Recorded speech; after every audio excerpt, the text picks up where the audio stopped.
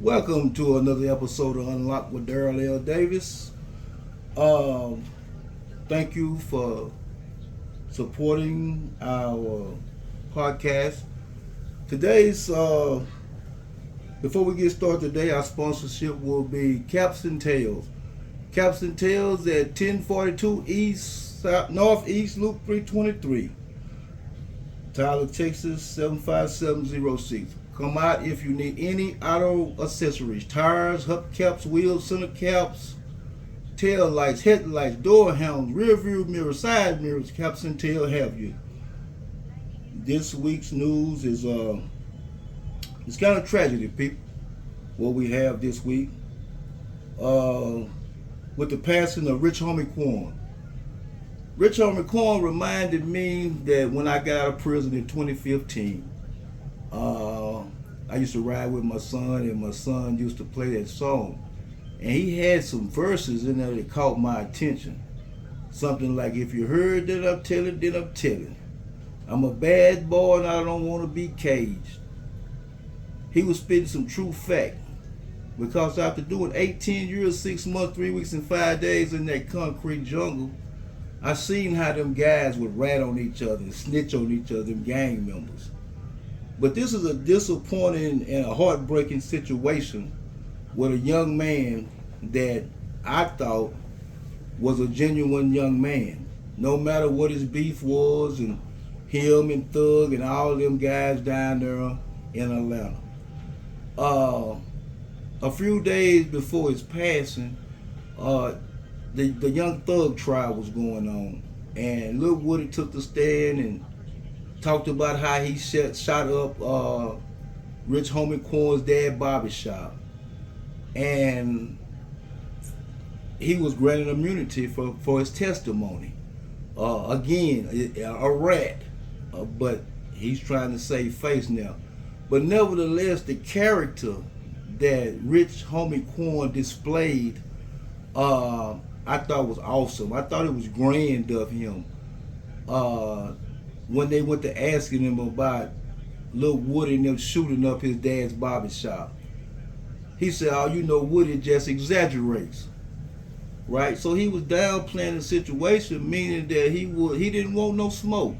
He wanted to repair relationships that had been damaged, to the point when they was asking him, do you think you and Thug would do any more music together? Unreleased music. He said, "I don't know." He said, "But I'm willing to sit down and talk about it." That's grand. Especially coming from rappers when all they talk about is violence. We just come out of a Kendrick Lamar and Drake beef.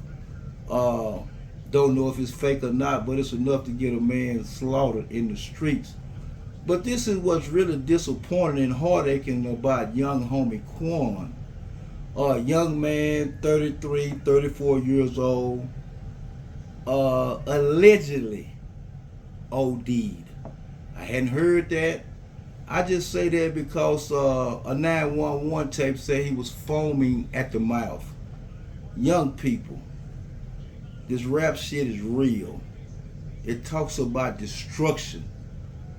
The pills, the Percocets, the drinking of the syrup. If you don't OD and die, it would damage your organs long term. Youngsters, with this bullshit, get off this bullshit. Vicodin, Percocet, crack, meth. You ain't got to be high to take care of your business, people. As you can see, death don't discriminate. Now the passing of Rich Homie Quan, you know, it comes at a suspect time. But anytime you popping pills and drinking all that stuff and you don't know what you're getting, that's what you're looking for, right? He should have ratted on his drug dealer. They gave him that bullshit to fuck him off like that. That's who he should have ratted on. But now he had to have it.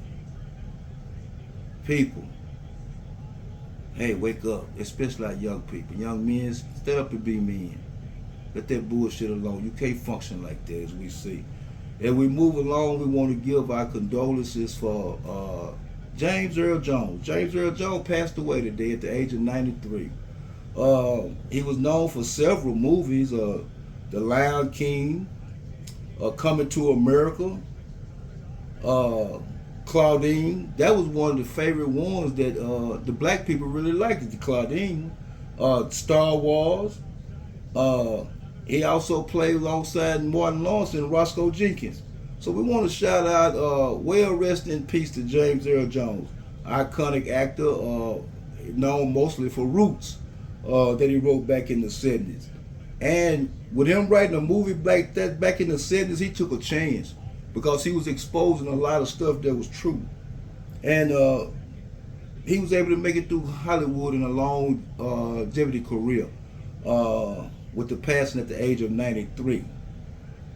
And we come to Tyreek Hill, a superstar wide receiver in the NFL for the Miami Dolphins. Wow. I see a little jealousy in that from the police. Black athlete riding in a wife beater, gold chains around his neck, riding in a $200,000, $300,000 sports car, and your payroll $45,000 a year. Wow.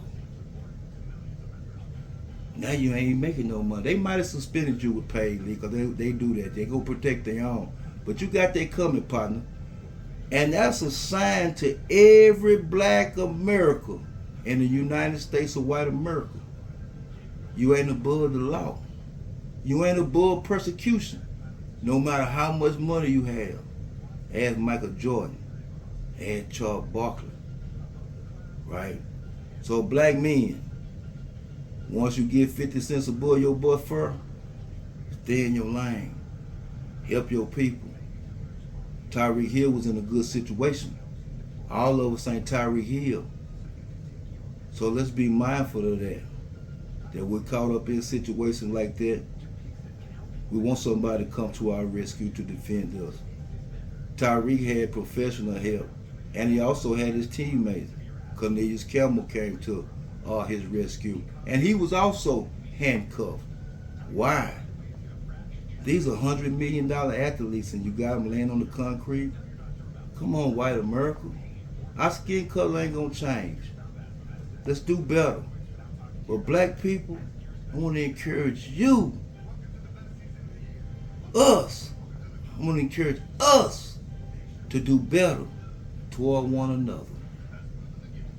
Wow. And then we got this clown from TDCJID. Jesus Villarreal decided he wanted to be a jailbird break.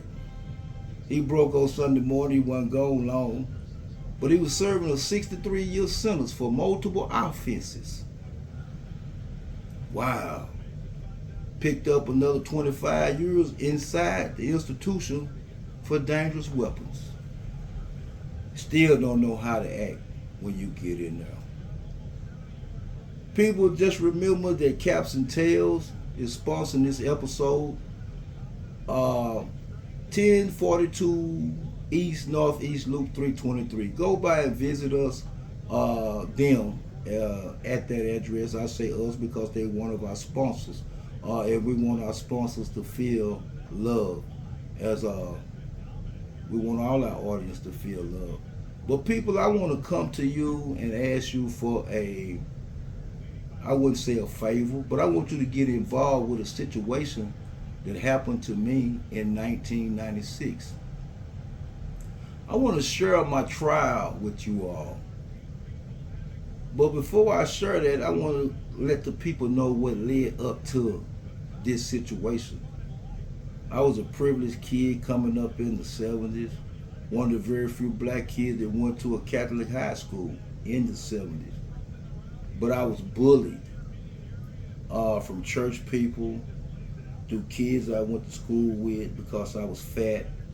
They used to call our clothes Huskies. Our clothes had a name. And at that time, you know, I guess they didn't know what kind of damage it did to some of us, that we had to endure the fat jokes, the weeble wobbles, and the don't wall down. But a guy like me, I come from a family that had 8 grandkids, and I was the one that they forced to say Easter speeches up until the time I graduated high school. And I became very upset and very bitter with the way that they was handling me in this church setting. So I despised God. Didn't want to hear nothing about a God. If it was a God, why did these children die? So I was discombobulated and lost. But just like all of us, we don't find God. God finds us. Uh, he brings us to him. The word says that no man can come to the Father unless he drawn to him. So even though I was out there with these massive thoughts and illusions that it wasn't a God, God decided to do something in my life. And from that disobedient and hard-headed young fella, I grew up to be a thief. Well, I stole hubcaps and T-tops. Uh, wasn't a drug addict. I did it for a way of life. It was a lifestyle. I could make $800, $1,200 a day stealing hubcaps. And I took a liking to it. Go to jail, get out. And I built up a criminal record of a pettiness. However, when God allowed this record to build up, Satan must have came to him and asked for me because God delivered him to me to him. But not only that, he was throwing me in a fiery furnace to be built. And in 1996, I caught a case. October the 15th of 1996, I caught an aggravated assault case that never happened. And I happen to have my trial records that I want to show the people. And I'd like for y'all to get involved with this real. I've been packing this around since 1997. I got arrested October. I got my crime happened November the 20th of 1996. Let me back this up. I met a female on October the 15th of 1996 that led to my incarceration and these records here. We want to go through these records with y'all. We stayed locked up 18 years, 6 months, 3 weeks, and 5 days for the offense. We wound up losing about 9 family members, including our mother, our father, uncle, auntie, we just grandma. We just go down through there. The Lord was, he was really dealing with us at that time. However, that was the beginning of purging the foolishness out of me. At the time I went in there, I was bitter and angry at God because, man, I done stole hubcaps, T-tops, went in people's stores, stole their clothes, and they never came to this point in my life. And now I'm faced with a situation that does not exist. People, you would learn during this journey of this case rule that I caught in 1996 with a trial in 1997. You'll follow along on this journey and you will see that I was indicted 2 times. One of my indictment was on 1/1 of 97. Now, who works on New Year's Day? See, all that goes back to show me that all of this here, my incarceration was a spiritual thing from God. And I want to open it up to the people that's on this internet to get involved. And maybe give you an opportunity, those of you that's in law school, those of you that want to be paralegals, this is an opportunity that you can get involved. And just those of you that just want to be nosy, hey, come on board. We welcome all of you. Hey, because we definitely need some help. However, we want to let you know that Texas Southern University Thurgood Marshall School of Law